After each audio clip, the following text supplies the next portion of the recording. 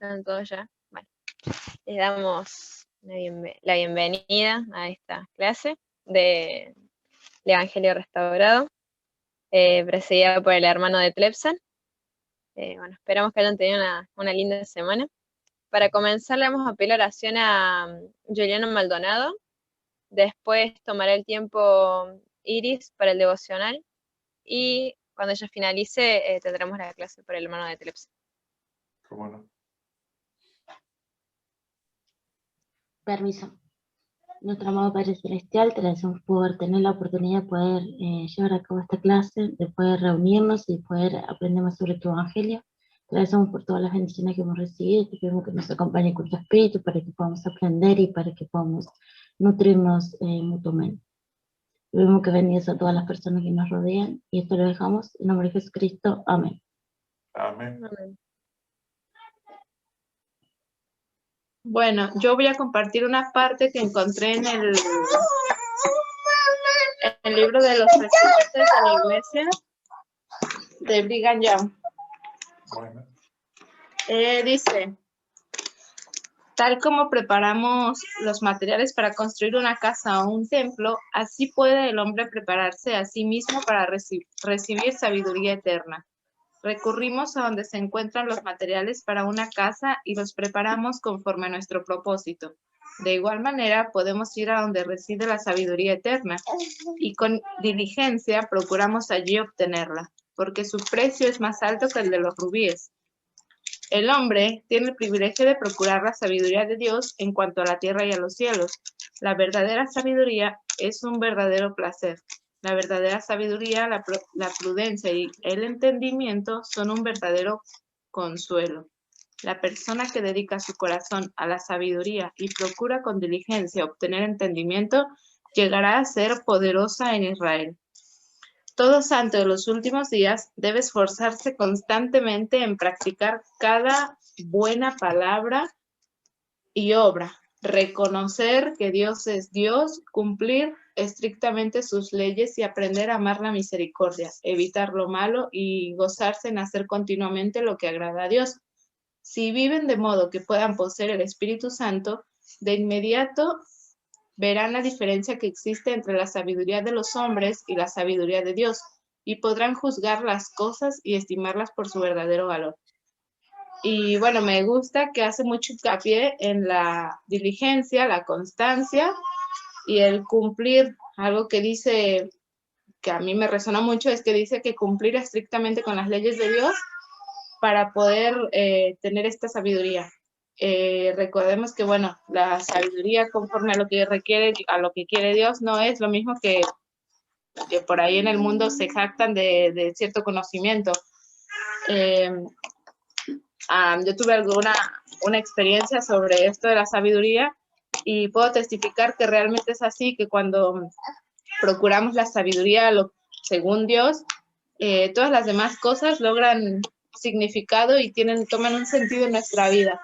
Y lo creí, bueno, creí como prudente o que va de acuerdo con la clase este tema, por el hecho de que si bien nosotros ya profesamos una religión, eso no quiere decir que no tengamos que saber de nada más, sino que al contrario, que tenemos que abrir nuestra mente para tener conocimiento de todo, de todas las cosas, porque quizá en algún momento se presente la ocasión en la que tengamos que defender nuestras creencias conforme a defender nuestras creencias, sí, conforme a un conocimiento que tengamos, porque alguien de otra religión nos diga algo, o sea, con fundamentos, que podamos defender con fundamentos, y me parece que esta clase nos va a ayudar mucho a esto, a que podamos comprender mejor nuestra religión y a poder enseñarle a los demás el Evangelio verdadero. Y bueno, esto lo comparto en el nombre de Jesucristo. Amén. Amén. No se raya. Bueno, muchas gracias, Iris, por tu pensamiento espiritual. Estaba ahí la nenita, estaba... muy bien.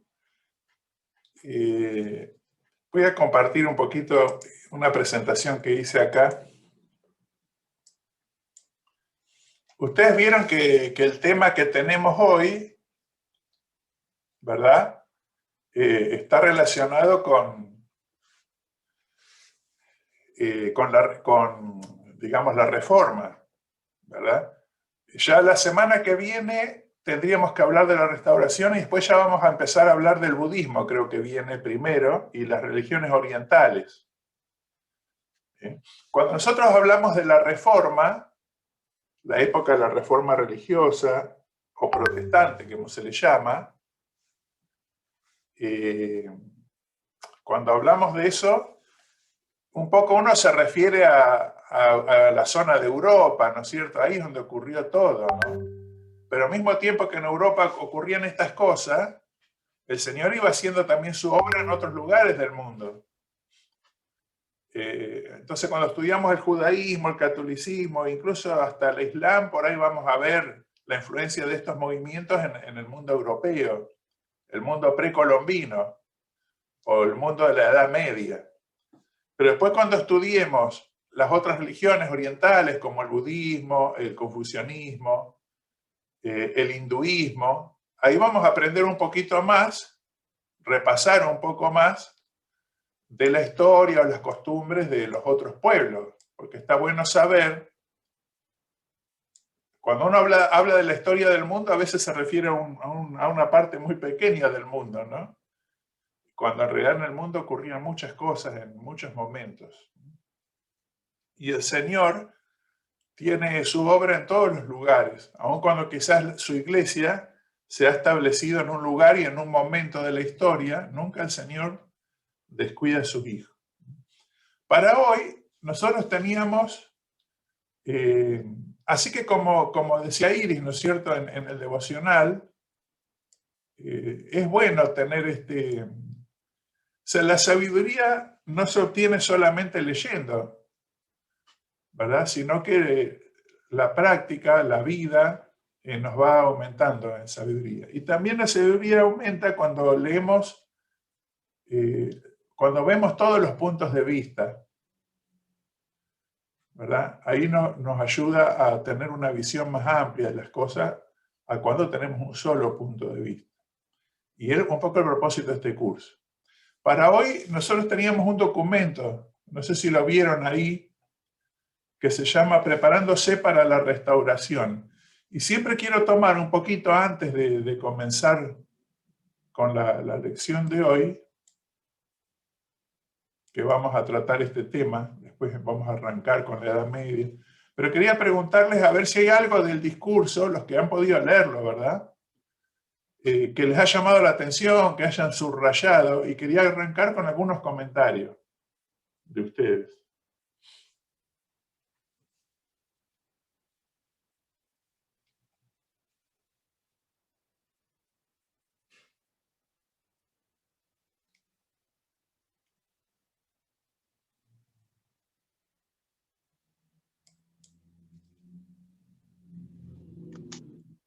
A mí me gustó mucho el documento que nos dio, porque me hizo recordar a mi tiempo cuando yo no era miembro de la iglesia y accedí por libros de historia y otros libros a esta información.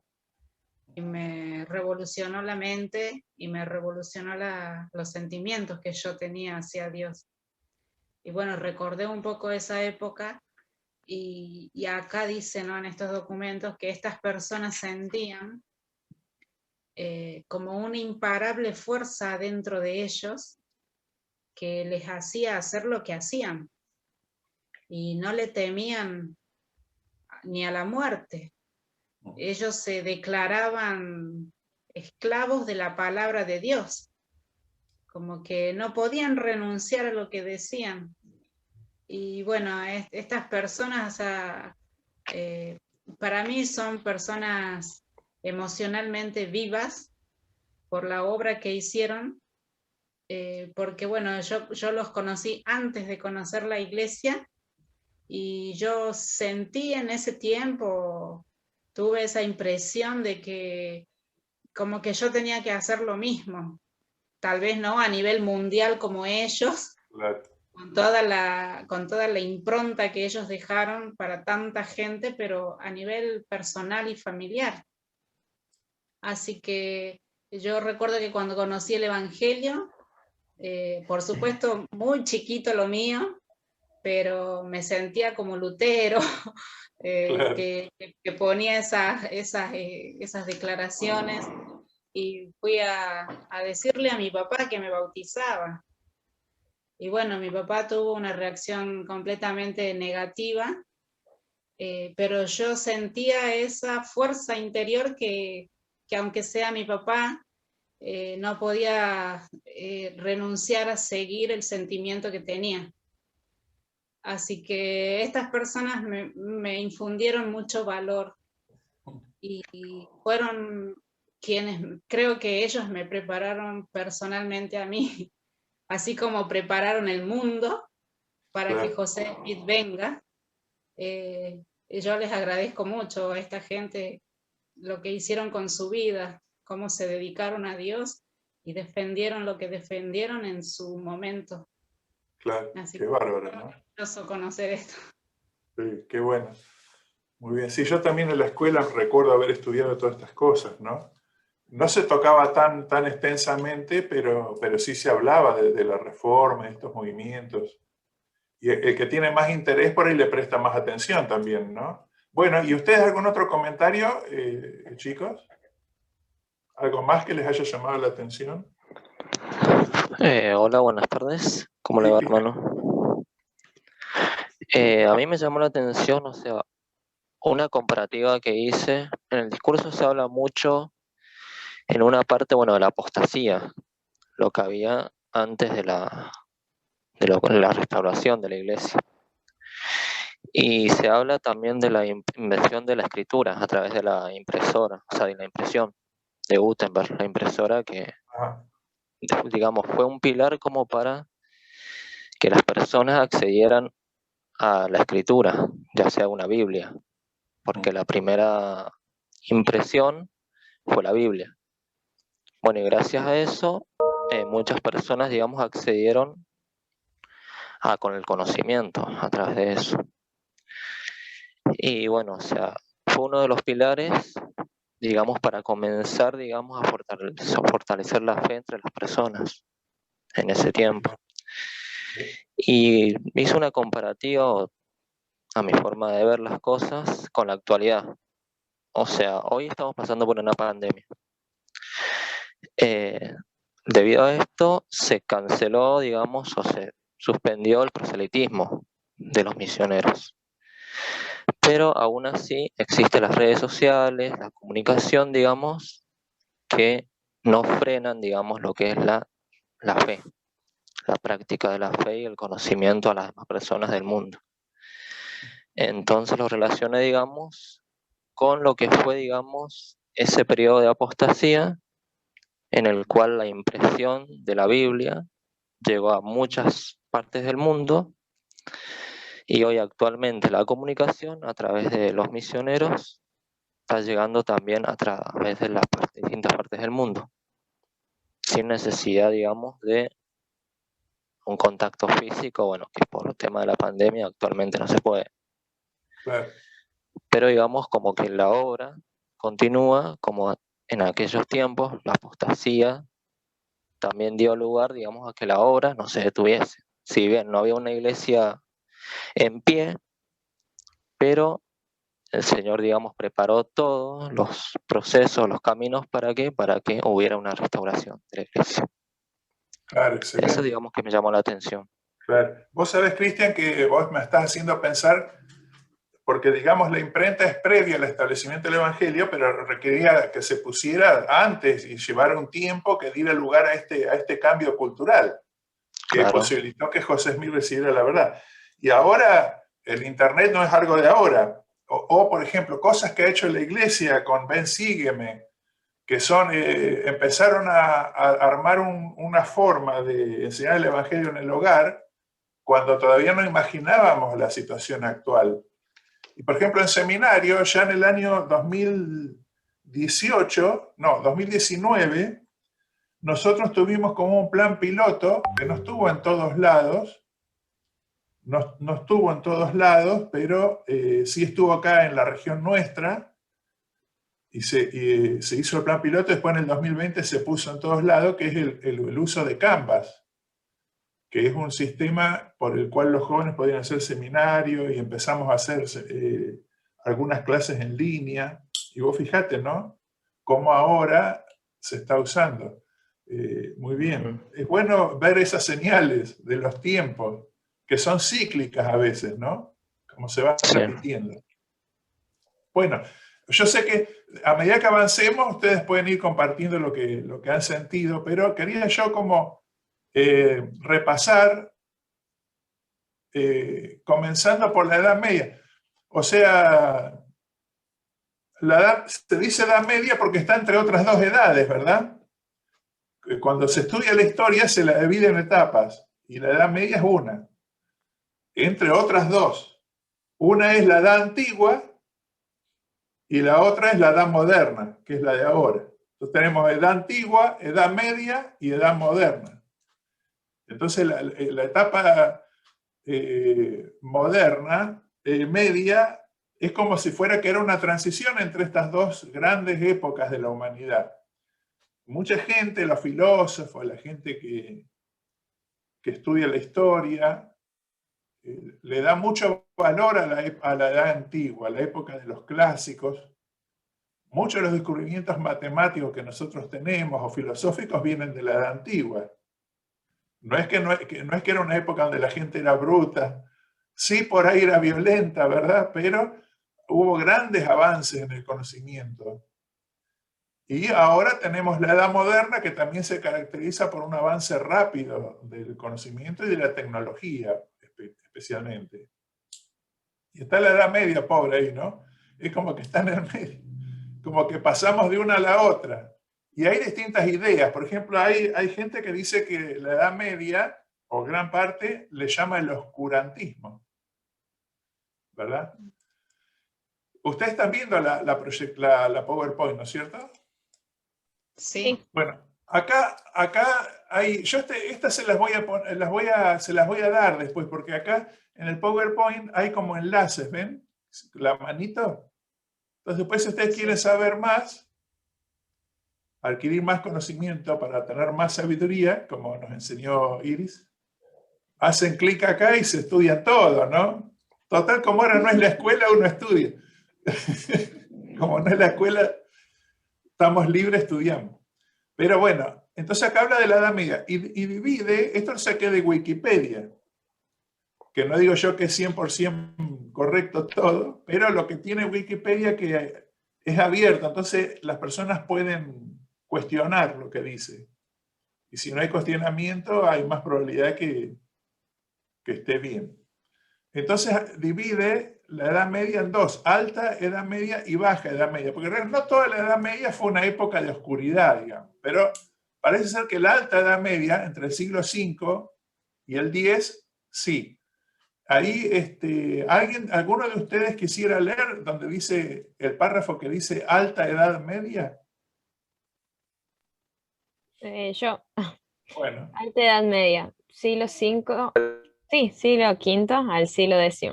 Una época oscura por la escasez de fuentes escritas, debido al retroceso de la vida urbana y de la descomposición del poder político que caracterizan al feudalismo. La Iglesia, sobre todo a través del monacato, se convierte en la única continuidad de la tradición intelectual. La nobleza y el clero, vinculados familiarmente, son los señores que ejercen el poder político, social y económico sobre los campesinos sometidos a servidumbre. Castillos y monasterios se imponen en un paisaje de bosques, baldíos y pequeñas aldeas casi incomunicadas. Bueno, esto es lo que pasó en esa época. O sea, ¿cuál fue la causa por lo que parece que la humanidad no creció tanto en esos siglos? Y un poco porque antes estaba el Imperio Romano conquistando todo, Europa. Pero el Imperio Romano cayó bajo la fuerza de los países bárbaros, como le llamaban, y entonces hubo una disgregación. Antes el Imperio Romano, con todas sus contras que tendría, tenía unida toda esa región con un mismo idioma. Si bien todos hablaban sus idiomas locales, había un idioma común. el latín, y ellos tenían cierto avance civilizatorio, los romanos, que mucha de su cultura la traían de Grecia. Pero bueno, al caer el Imperio Romano hay como un periodo de incertidumbre, se disgregan todas las... Ya no es una sola gran nación, un imperio, y ahí aparece, pero lógicamente la Iglesia Católica ya estaba aliada con el Imperio Romano y ellos persistieron, quedaron. O sea, la Iglesia Católica era lo único que cohesionaba todo, la única autoridad que todavía seguía funcionando sobre todas esas naciones, ¿no? Y se empiezan a dividir en tribus, en aldeas, y el más jefe de todas esas aldeas, el más rico, era el feudal. Vieron en las películas, el señor feudal, todos trabajaban y tributaban, y eso dio lugar después a las grandes monarquías. Cuando empieza a haber una lucha entre... cuando surgen las monarquías, que es la unión de varios feudos, y se elige uno y llega a ser el rey o el monarca, empieza a haber competencia entre el cura, entre el clero y las monarquías, y bueno. Y eso dio como lugar al comienzo de la Alta Edad Media, que es la que prepara todo para que venga las cosas como, por ejemplo, la imprenta que decía Cristian y otras cosas, ¿no? Ustedes después, si quieren, pueden seguir leyendo ahí, pero acá yo puse, pero no todo es oscuridad, digamos, en la Edad Media, ¿no? Porque a veces uno dice, bueno, el oscurantismo, lógicamente, que dicen que las personas del siglo XVIII, en el siglo XVIII, XIX, surgen otras líneas de pensamiento que empiezan a estudiar la Edad Media y, lógicamente, la ideología de estos pensadores les hacía ser acérrimos enemigos de la Iglesia Católica. Entonces, lógicamente, le tiran toda la tierra que pueden. Entonces la describen como una época de oscuridad. Pero eso es como todo. El que escribe el libro de historia es el que te pinta el panorama. Uno no estuvo ahí. Entonces muchas veces no sabe. Por eso es que uno va investigando. Pero digamos, cuando yo estaba preparando la lección, me puse a investigar, ¿no? Tratar de conocer un poco más. Y encontré algunos videos que hablan de la música de esa época. Y yo de uno de esos videos saqué este temita. Es medio bailar, se lo puede bailar, así que si uno quiere bailarlo, podría bailarlo. Nada más que tiene su estilo, ¿no? Pero quiero que lo escuchen y también vean las imágenes, porque a medida que vaya transcurriendo, dura un minuto, tampoco se pueden distraer mucho que se esté acá, pero a medida que lo vayan viendo, quiero que vean qué sienten y qué les hace pensar esas imágenes. Porque las imágenes muestran la época, es buena ver la época, ¿no? Cómo era. Pero también escuchen la música. Así que lo voy a pasar ahora al video.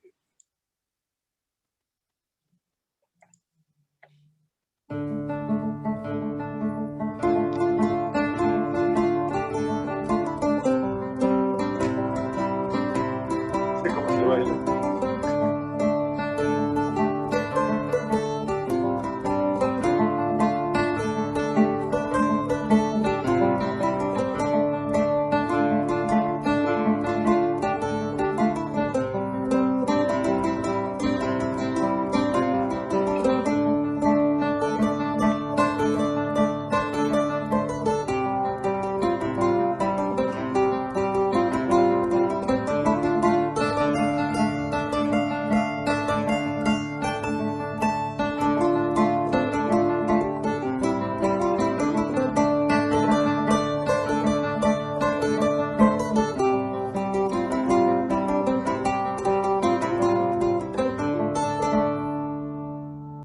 Muy bien, se terminó.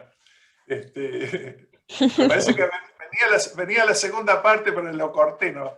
Pero bueno, esto hay varios volúmenes. Está el volumen 1, volumen 2, igual que ahora, ¿no?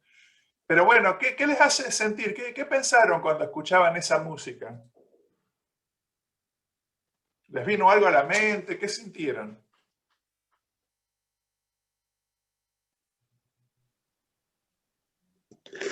En realidad, o sea, la música, digamos, surgió como una expresión. O sea, la música en la antigüedad como una expresión a palabras que no se podían decir o ideas que no se podían, digamos, decir en público, digamos.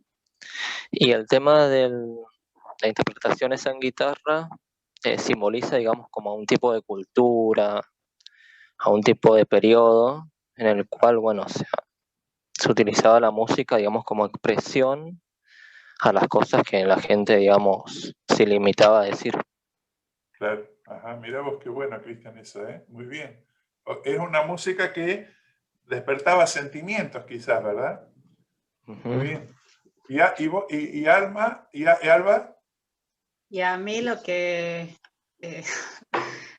no quiero ofender a nadie, pero yo pensé, qué sé yo, en los Rolling Stones, Metallica, esos grupos de ahora, y pensaba que esta música que pasó ahora es una música armoniosa, una música que me parece que, bueno, como, capaz que como dice un poco Cristian, les ayudaba a casi a elevar sentimientos y qué sé yo, pensamientos casi de oración, ¿no?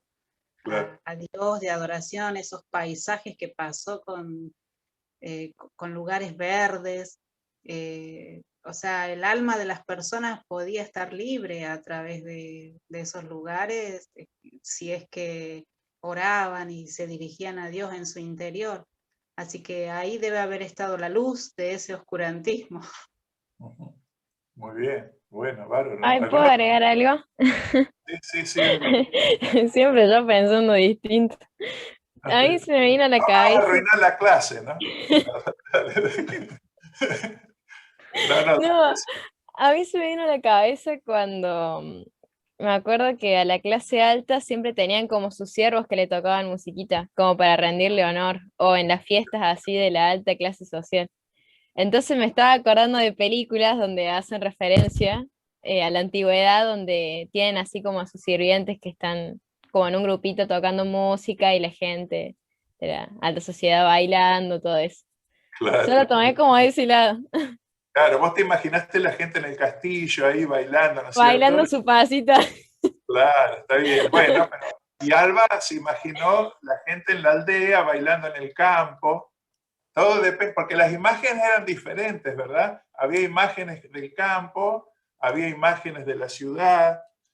Las imágenes también muestran que en esa época había grandes edificios que se construyeron. Esos grandes castillos, iglesias, obras de arte impresionantes, ¿no? Que se construyeron en ese periodo de la Edad Media, ¿no? Así que ha habido grandes arquitectos y personas que han estado dispuestos a gastar de su dinero para hacerlas, ¿verdad? Edificios religiosos o edificios civiles. Bueno, y hay muchas cosas, ¿no? Estaba así, había una gran... Esta música que yo les pasé ya es de la alta, de la Edad Media baja, digamos. Creo que era baja, ¿no? La que es más actual, Sí, digamos. sí. La alta, la más vieja. Bueno, es de esa época. También a mí me da como cierta nostalgia, a mí personalmente, ¿no? Quizás un poco yo pienso que esa nostalgia viene porque está grabado en el alma de uno la música de los antepasados. Mis antepasados eran también de esa zona de Europa del Norte, de Alemania. Mi bisabuela, digamos, no mi bisabuela, sí, mi bisabuela era alemana, de apellido Thomsen, y mi bisabuelo era danés, el de Tlebsen era danés. Ellos se conocieron en Uruguay, se casaron, tuvieron hijos y vinieron a Argentina. Esto estoy hablando en el año 1870, más o menos. Llegó mi bisabuelo. Entonces son toda esa región, ¿no? Y por ahí uno no sabe, ¿qué sabemos nosotros si antes de esta vida se nos permitió tener vistazos a la tierra de nuestros ancestros? ¿No? Y te diría, mira, ¿ves ese que está ahí en el campo, ahí cuidando a las ovejitas? Ese es antepasado tuyo. ¿No? No tiene el Evangelio, pero dentro de algunos siglos, cuando vos nazcas, vas a conocer la iglesia. Y entonces quizás nosotros vimos, Tiffany capaz que vio a su antepasado, estaba ahí en el castillo con los ricos. Depende, no sé dónde estaba. Muy bien, o no, capaz que era justo uno, el antepasado tuyo era uno que lo tenían ahí tocando la guitarrita. No claro, bailando con una cadena en el pie. Claro, no sabemos qué era. Bueno, pero como sea, a veces hay cosas que nos dan cierta nostalgia, ¿no? Porque es la historia también nuestra, de muchos de nuestros antepasados, ya sea por una familia u otra, y esa historia va decantando y va dando lugar a nosotros, ¿no? Eso es lo que... Pero bueno, acá, en esta otra imagen, hablando de la Edad Media, fíjense que hay un cuadrito arriba, ¿ven? Abajo están los años, ¿no? Por ejemplo, 1175 a 1600, son 500 años más o menos de tiempo. ¿Qué es lo que ven ahí? ¿Qué es lo que pasa ahí?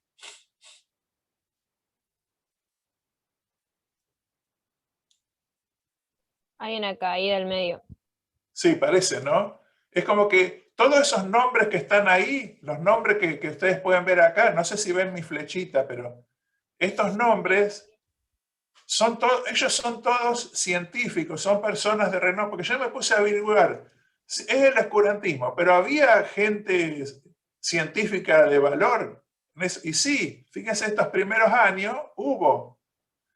Y después también acá, fíjense que sobre el fin de la Edad Media, cuando ya está por venir la Edad Moderna, está Copérnico, Tycho Brahe, Bacon, Galileo, y acá en el 1450, por ahí apareció la imprenta que decía Cristian. Y desde la imprenta para acá como que hay un despertar, ¿ven? Es como que la imprenta, pero hay un periodo antes acá, como parece que no sucedió nada, ¿no? ¿Y con qué coincidió ese periodo? El 1400 con Colón. Sí, ahí vino Colón, pero fíjense en arriba qué sucedió. Que hubo una caída de la población. Claro, no está tan errado el Cristian. Estaba la peste negra, ¿no es cierto? Murió el tercio de la humanidad conocida. Quizás en China no tuvieran la peste negra, por eso hay tanto chino, pero acá en Europa, pero fíjese, ¿no? Es como que en las épocas donde hay más luz, hay más crecimiento incluso de la población, ¿no? Y después a veces ocurren cosas que hacen caer el conocimiento, la luz. Pero lógicamente, capaz que si en esta época de iluminación o donde todavía vivían estas personas, capaz que las naciones estaban alejadas de Dios. Es como ve un poco el ciclo del libro mormón acá, ¿no? Claro. ¿No es cierto? Época de prosperidad, viene la iniquidad, el Señor no los puede cuidar porque la peste quizás hubiera venido igual, pero alguien podría haber inventado algo para protegerse, pero no pudo ser porque habían caído en la oscuridad, ¿no? Y entonces hubo un periodo donde la población sufrió, pero después empezaron a venir cambios, como la imprenta. Vamos a ver un poquito lo de la imprenta, pero antes de verlo, la imprenta, como decía Cristian, es un invento que ya estaba la imprenta antes, en alguna manera. O sea, los chinos ya imprimían y el papel vino de China. Pero este hombre juntó todo y lo comercializó, o sea, lo hizo algo que llegaba a todos. Vamos a ver el video que está bastante bueno para ayudarnos a entender el impacto de lo que fue la imprenta.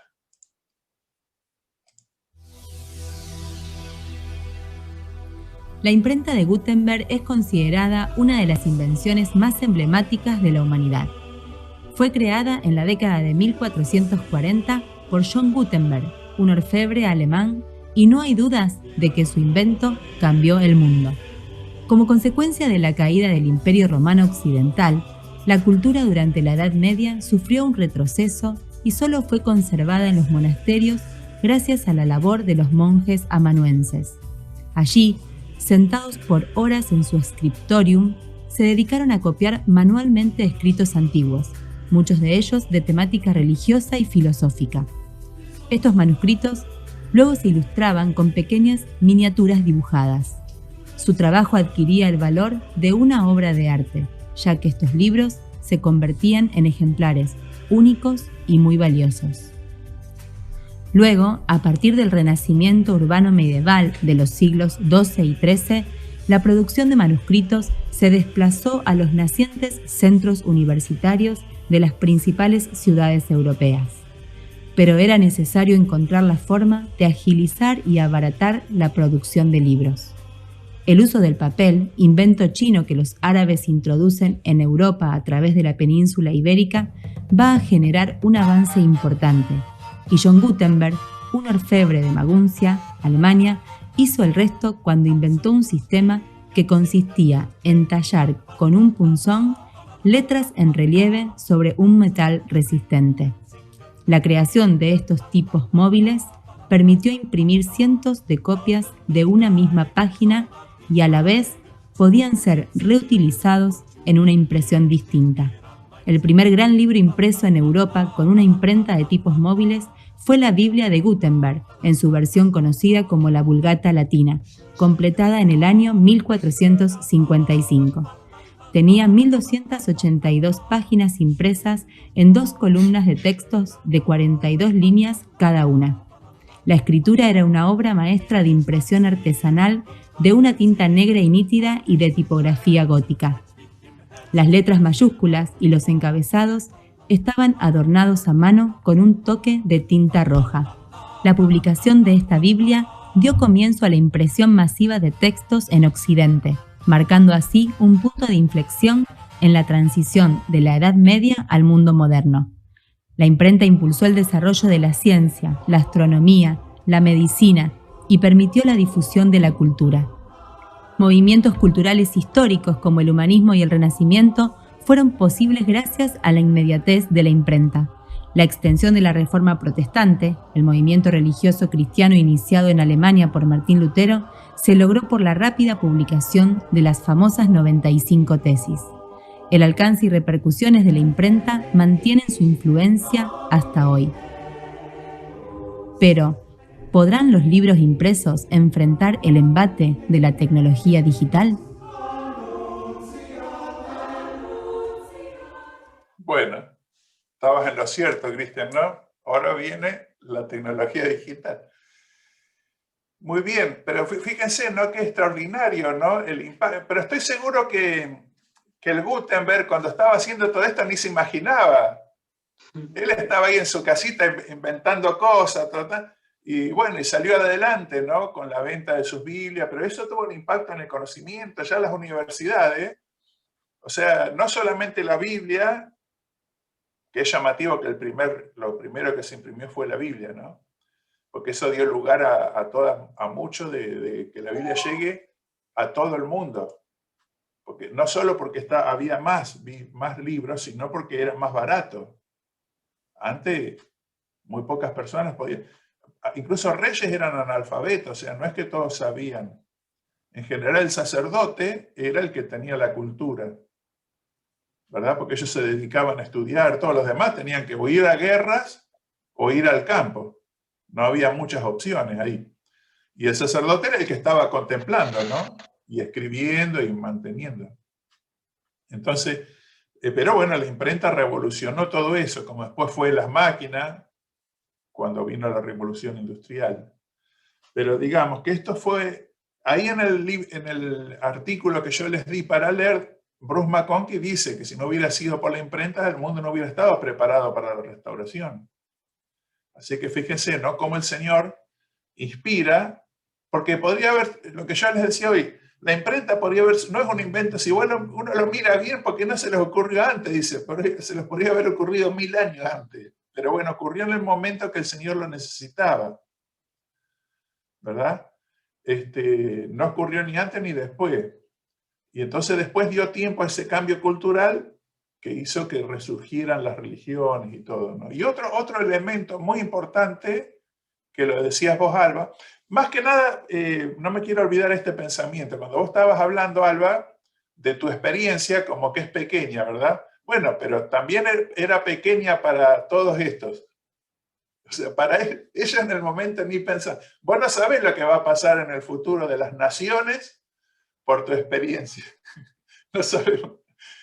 Y ninguno de ustedes, o sea, yo lo que quiero con esta lección es que aprendan un poco, que les dé un poco de curiosidad por la Edad Media y ver estas cosas, pero que ustedes vean también que quizás lo que ustedes están haciendo hoy es parte de una revolución futura, o sea, cuántas cosas sucederán por causa de lo que nosotros hacemos, porque es muy importante darle a nuestra vida cierto sentido histórico. Sí. O sea, es como yo siempre he pensado, nunca he pensado, o sea, sí, capaz que lo habré pensado, pero uno siempre se acuerda, cuando mira la historia te acordás lo bueno. Así que yo siempre he tratado de ser optimista, digamos. Es como decir, cuando era presidente Estaca en el sur, primero éramos presidente de distrito. Y yo decía, acá tenemos que tener una estaca. Y vamos a tener una estaca y vamos. Y yo estaba pensando que era parte de la historia de ese lugar. Y tenía que trabajar. Y eso me era muy motivador. Y me acuerdo que cuando compartía este pensamiento con los hermanos, era extraordinario cómo se impulsaron los hermanos a trabajar. Después cuando fuimos a estaca me costó un trabajo porque no tenía cómo motivar. Los hermanos decían, ya está. Y yo decía, no, ahora tenemos que dividir la estaca, le digo. Pero siempre es importante, porque uno cuando sabe que, supongamos, si yo pienso que si yo me inactivo, quizás mis nietos no van a tener el Evangelio, y los hijos de ellos tampoco, entonces yo ya no me quiero inactivar. ¿Me explico? Porque me doy cuenta que soy una parte importante en el eslabón histórico, en la vida de los demás. Por eso es muy importante esta idea, ¿no? Y muchas veces esta gente ha tenido, sin saber por qué, ha tenido esa luz que le decía, no, esto que vos estás haciendo es importante, es importante. Entonces, bueno, pero ya se me está yendo el tiempo. Cristóbal Colón, acá yo estuve buscando, y él escribió muchas cartas, incluso escribió algunos libros contando su historia. Y una vez leí un libro, que no lo pude encontrar ahora en internet, pero bueno, tendría que buscar más. Pero donde él contaba que él tenía como una fiebre, parecía que tenía una fiebre, algo que lo volvía loco, que tenía que hacer esto de ir de partir, ¿no? Hacia la India, le decía él. Porque no sabía, pero él lo veía como una misión, como que era algo sagrado, como que era algo... Pero el pobre no tenía todo el conocimiento, no sabía, porque capaz que ahora ya sabe, ¿no? Se le habrá revelado al morir, pero él escribió una carta, y agarré 2 párrafos de la carta. Después, si quieren, yo se las mando a la carta completa. La primera carta que él manda, dándole a conocer no la mandó directamente al rey la primera carta, sino la persona que era su contacto, digamos, la persona que ayudó a financiar, a armar toda la expedición. Y después esta carta se imprimió, como ya estaba en la imprenta, también tuvo mucho éxito como bestseller, dice ahí, de la época, la carta de Colón, era el bestseller. Pero acá yo saqué como 2 parrafitos. Valentina, ¿vos podrías leer este párrafo? Sí, claro, ahí leo. Dice, verdad es que después de que se aseguren y pierden este miedo, ellos son tanto sin engaño y tan liberales de los que tienen, que no lo creería sino el que lo viese. Ellos, de cosa que tengan, pidiéndosela, jamás dicen que no. Antes convidan la persona con ello, y muestran tanto amor que darían los corazones. Y quieren sea cosa de valor, quien sea de poco precio. Luego por cualquier cosica, de cualquiera manera que sea que se le dé, por ellos se ven contentos. Van contentos. él está diciendo que en un principio, me olvidé de hacer el preámbulo, en un principio cuando descubrían, cuando los habitantes de las islas, porque el primer viaje llegó a islas, ahí del Caribe, pero cuando los habitantes de las islas lo veían salían corriendo, o sea, eran muy tímidos los habitantes, no tenían armas, nada, esos primeros habitantes que vio ahí. Después sí, ya descubrió que había algunos que tenían flechas, pero esto era muy amistoso. Y al punto tal dice que le cambiaban oro por baratija, por decir así. O sea, ¿no? Ellos te daban, vos le decías, quiero eso, y te lo daban.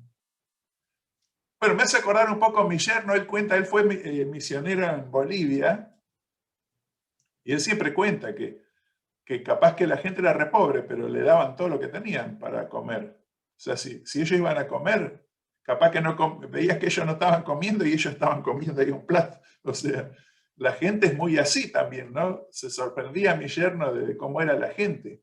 Y bueno, así eran estos primeros habitantes que conoció Colón, ¿no? Y él dice, y cuenta eso, ¿no? Cómo eran ellos. Ahora vamos a ver el otro parrafito. No sé si, Juliana, ¿querés leerlo? ¿Alcanzás a ver? Sí. Hasta los pedazos de los arcos rotos de las pipas tomaban y daban lo que tenían como bestias. Así que me pareció mal, y yo lo defendí.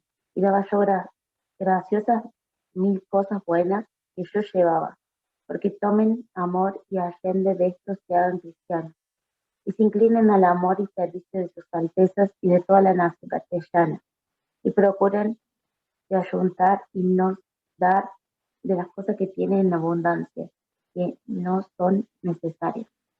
No conocían ninguna secta ni idolatría, salvo que todos creen que la fuerza y el bien es en el cielo, y creían muy firme que yo con estos labios y gente venía del cielo, y en tal tratamiento me recibían en todo cabo, después de haber perdido el miedo. Claro. ¿Me escucho bien? Sí, se escuchó bien, sí. Y fuimos leyendo, ¿no? Claro, Colón se sorprendía cómo los recibían, ¿no? Y él no dejó que le robaran, sino que él le hacía cambios más justos para que ellos no se enojaran con ellos y los apreciaran, y porque quería compartirles el evangelio, ¿no? Digamos, que él tenía. Pero fíjense lo llamativo, que él en la primera carta ya está diciendo que lo veían como si fuera un dios, ¿no? A ellos, ¿no? Como ya sabemos nosotros de cómo recibieron a todos los españoles en un momento. Pero bueno, solamente quería leer estos dos un poco para pintar la naturaleza de Colón, de no ser porque ahora se lo pinta a Colón muy tirano, como genocida, ¿verdad? Sin embargo, un hombre de buen corazón por lo que vemos acá. No sé si después ha cambiado, habría que investigar, pero también lo que pasa es que ahora se ve la historia con otros ojos. Y entonces se la pinta del color del ojo que la relata, y un poco la ideología, ¿no? Pero acá está lo que él escribió. Pero más también lo puse no solo por ese ejemplo de Colón, digamos, de no querer estafarlos, sino también del reconocimiento que él hace a que lo veían como si fuera alguien venido del cielo, ¿no? Como Dios. Ya pasé. Hermano. Sí, Alba. Tengo una amiga que es judía y ella me contó, bueno, ellos dicen que Colón es judío. Sí, he escuchado, sí. Y que sucedió de que en la época que Colón salió de España, era la fecha en que los reyes de España habían dictado la aniquilación de los judíos, si es que no se convertían al catolicismo. Sí. Y bueno, Colón hizo todos estos preparativos y sacó a todos los judíos que no querían convertirse al catolicismo. Algunos huyeron a otras partes de los otros continentes para escaparse de esa tiranía española. Pero bueno, Colón trajo esto y a mí me hace pensar en la dispersión del evangelio, ¿no? Y que como usted lo describe así, de que posiblemente él era tierno, en su persona íntima, justo, porque tenía esos principios del evangelio, en su interior, más allá de que después otros hayan hecho un genocidio y mancharon tal vez todo lo que él quiso hacer, no sé. Claro. Pero bueno, Sí. me sonó eso cuando usted estaba comentando. Sí, y es muy probable, no está comprobado que fuera judío, pero se dice, sí, y podría ser, ¿verdad? Que tenga sangre del pueblo del Señor, y esa misma, y todo el Señor, es como que nuestro Padre Celestial, hay tantas cosas que no sabemos, ¿no? Pero bueno, viendo lo que sabemos, vemos la mano de Dios, ¿no? Actuando. Y la mano de Dios actúa así a nivel general, pero también actúa a nivel individual. O sea, Él puede hacer con ustedes también esto. O sea, en algún día uno mirará atrás, como yo me pasa a mí ahora, ¿no? Me es más fácil ahora que 20 años atrás. Antes, 20 años atrás, yo veía el problema nomás. Pero ahora yo veo la mano del Señor, ¿no? Y digo, pero gracias a todos estos líos, ahora yo... Es como, por ejemplo, yo capaz cuando nosotros nos dijeron que teníamos que venir acá a Córdoba, estábamos reafincados en nuestra ciudad, en el sur. No habíamos estrenado casa todavía, estábamos por estrenar en 2 semanas. Entonces lo veíamos como un drama, ¿no? Pero ahora estamos re felices de estar acá. Y lo vimos como la mano del Señor. ¿Puedo decir algo más? Sí. Lo último. Te veo que estás ahí. No, que por lo que dice... Bueno, yo me bauticé en Jujuy, en junio del 93, pero en el 92 yo terminé el secundario y viajamos a Córdoba a inscribirme en la universidad. Y fue curioso, porque bueno, yo también vi la mano del Señor ahí, ¿no? Fue curioso que la Facultad de Odontología, en diciembre del 92, hizo un sorteo por la cantidad de alumnos que entraban. Y dividieron ese número de alumnos para que los primeros alumnos entren en marzo, abril del año 93 y la segunda camada inicie en julio del 93. Y cuando nosotros estuvimos en Córdoba, yo salí sorteada para julio. Y a mí me dio un poco de fastidio porque iba a empezar la facultad a mitad de año. Así que yo me tuve que volver a Jujuy, marzo, abril, mayo, junio, pero a mí se me ocurrió, por la mano de Dios que en ese momento yo no veía, se me ocurrió ir a un gimnasio. Y en ese gimnasio conocí el Evangelio. Así que es como que yo veo que el Señor movió los hilos en una universidad. Claro, sí. Porque nunca más pasó eso. Solo el año que yo entré. Claro, qué espectacular, ¿no? Bueno, es el sorteo inspirado. Bueno, y eso es lindo que ustedes puedan ir viendo, porque eso también a ustedes les da como cierto alivio ante la adversidad, y también la esperanza nuestra se edifica, ¿verdad? Bueno, volviendo a la Edad Media. Bueno, acá vamos a ver rápido en este videito, no me acuerdo si se los mandé, yo después les voy a mandar, porque ustedes lo pueden tener, guardarlos y después lo usan. Si ustedes pueden ser expertos en la Edad Media, entonces le pueden dar una clase a los jóvenes sobre la Edad Media. En este videito hay como una línea de tiempo de cómo fue la Reforma, ¿verdad? Ya hablamos de la imprenta, hablamos de Colón, y vamos a hablar un poquito después de Lutero, que es como el gran golpe, pero antes hubo otras cosas, y acá en el videito lo pasan, ¿sí?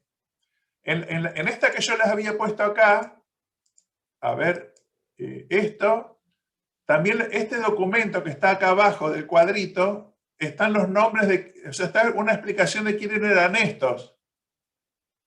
Y yo les voy a mandar este documento para que ustedes lo tengan, si lo quieren ver, para saber quiénes eran, ¿no? Bueno, volvemos a donde estábamos.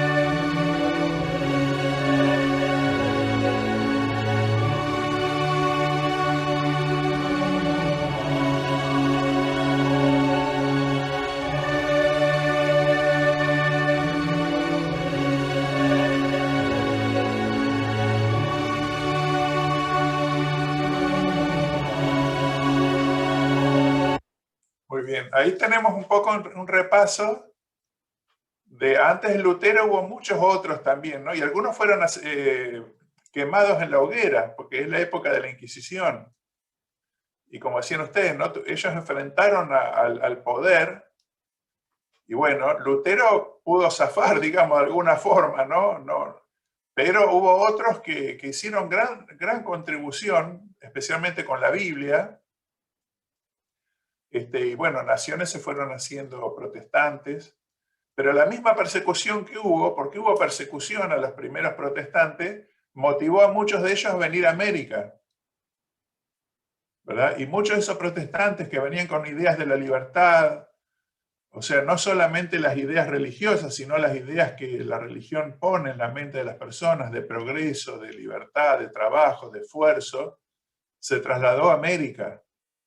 Y acá en América dio lugar a gente que después trabajó por la libertad de todas las naciones y al fin pudo estar listo el Evangelio para ser proclamado.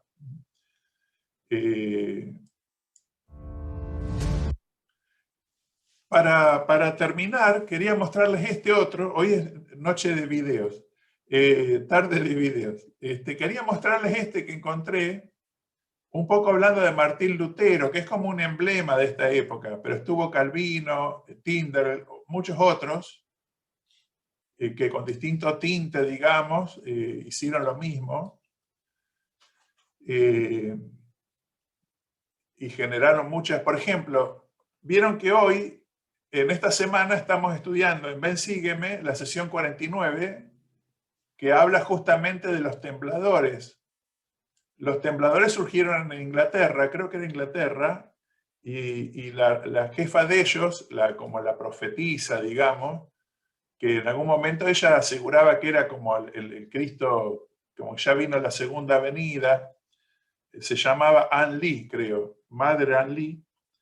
Y bueno, y ellos vinieron y eran religiosos muy estrictos, y de ahí era miembro, digamos, se convirtió de ese grupo el hermano, ahora me agarró la laguna, creo que se llamaba Lehmann o algo así. Bueno, perdóname mis lagunas ocasionales, pero porque cuando más lo pienso, como estoy en clase, me pongo nervioso, me olvido peor. Bueno, pero el hermano, ustedes lo van a ver en la sesión 49, y el profeta los mandó a predicar ahí, solamente que le dio una revelación. Pero fíjense, ¿no? Como ahí estaban estos grupos religiosos que vinieron de la misma manera que los antepasados de José Smith y muchos otros a buscar la libertad de adorar aquí. Entonces ese sentido de la libertad estaba muy desarrollado, mientras que en la Edad Media no. En la Edad Media y en Europa, incluso en la época de José, era más difícil, corría peligro de vida. Bueno, igual José Smith falleció, ¿no? Fíjense qué peligroso que era a veces el exponer las ideas, pero tuvo tiempo de establecer la iglesia. Así que vamos a ver este video como un símbolo de toda la gente que en esa época trabajó por la libertad y por el traer luz y preparar el camino. Vamos a ver este video de Lutero.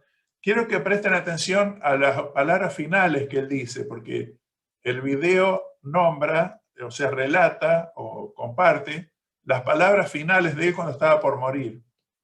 Así que véanlo todo, presten la atención, pero sobre todo al final, y después vamos a terminar.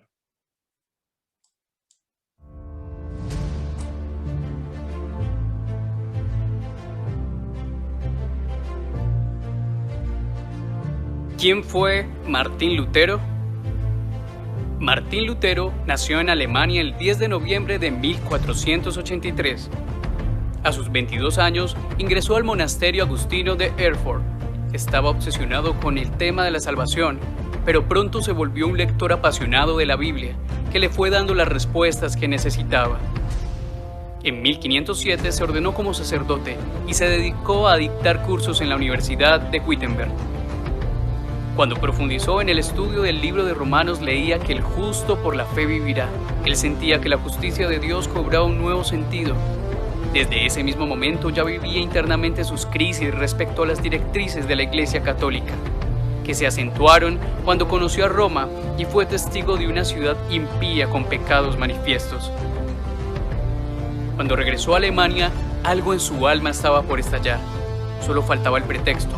El propio Papa León X se lo dio, cuando envió a Tetzel, el vendedor de indulgencias, a recaudar dinero para reconstruir la Catedral de San Pedro. Las indulgencias eran el pago de dinero por obtener la liberación de las consecuencias del pecado en la tierra. Tetzel acusó a Lutero de herejía por contradecir la práctica de las indulgencias adoptada por la Iglesia. El 31 de octubre de 1517, Lutero se defendió públicamente de las acusaciones de herejía que le hacía Tetzel, y luego clavó en la puerta de la iglesia de Wittenberg sus 95 tesis. El escrito, que repudiaba las indulgencias y otras cuantas prácticas de la iglesia, causó revuelo de inmediato. La iglesia citó a Lutero para que se retractara, pero a pesar de la presión, este no lo hizo. Más adelante se casó y tuvo 6 hijos. Martín murió a sus 63 años.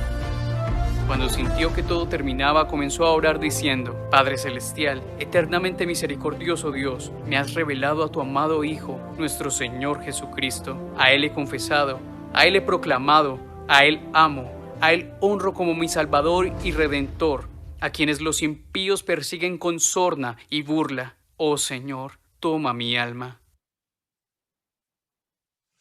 Bueno.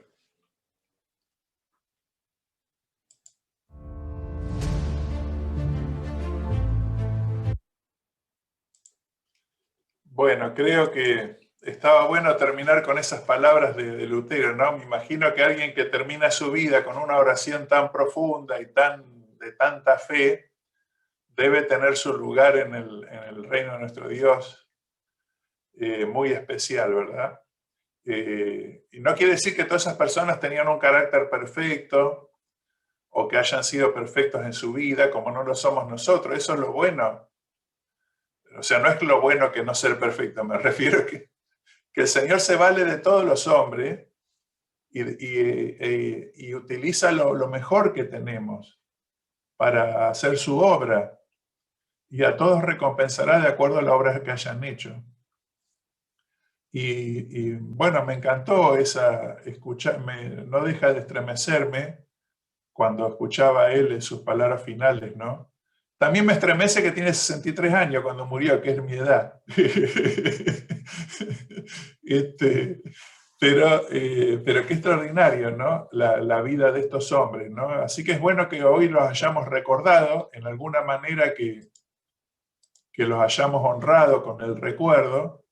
Y bueno, todos tenemos oportunidad de seguir averiguando, de seguir conociendo, porque son vidas valiosas y el valor de esas vidas aumenta cuando las incorporamos a nuestra vida, ¿no? Nuestro conocimiento.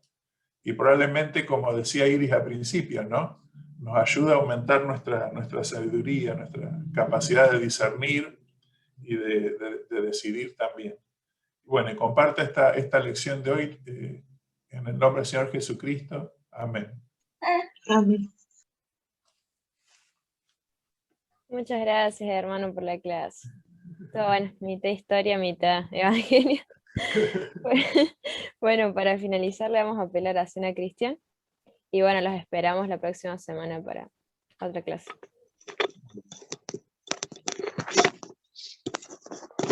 Permiso. Amado Padre Celestial, te agradecemos, Padre, por haber tenido esta clase. Te agradecemos por los conocimientos que adquirimos. Te agradecemos por la fortaleza que nos das cada día. Y te pedimos que nos bendigas para que podamos terminar este día confiando en tu amor y en tu espíritu, y podamos ser fortalecidos para las tareas que nos quedan pendientes. Te pedimos que bendigas a las personas que en estos momentos están pasando por malos momentos, y dejamos atrás en el nombre de Jesucristo. Amén. Amén. Bueno, antes de terminar, quería informarles, porque me estaba ya olvidando, de que tenemos a la presidenta Stephanie de la clase y Mari Escobar es la vicepresidenta. Va a estar trabajando Mari con Tiffany y con Juliana en la presidencia de la clase. Y en el otro semestre tiramos de nuevo los dados y vemos a ver a quién le toca. O renovamos contrato, no sabemos. Bueno, así que muchas gracias, Mari, por aceptar la responsabilidad. Bueno, nos vemos entonces. Chao. Nos vemos. Que esté muy bien. Gracias. Hasta luego, hasta luego.